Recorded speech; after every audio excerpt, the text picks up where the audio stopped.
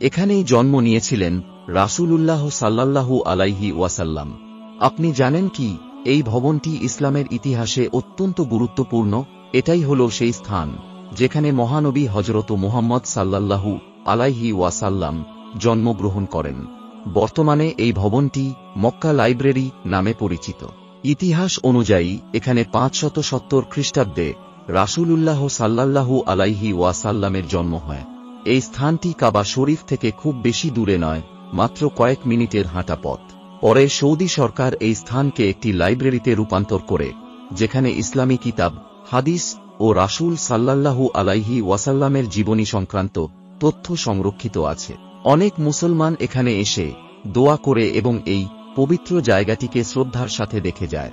এই স্থানে প্রবেশ করা এখন অনুমতি সাপেক্ষ, তবে বাইরেও অনেক মুসল্লি দাঁড়িয়ে দোয়া করে থাকেন। আপনি যদি কখনো মক্কা শরীফে যান, তবে এই পবিত্র স্থানটি অবশ্যই দেখে আসুন। শেয়ার করুন যেন অন্যরাও জানে ইসলামের এই মহান ইতিহাস। এটা একটি ইসলামিক চ্যানেল। ইসলামিক ভিডিও পেতে সাবস্ক্রাইব করুন।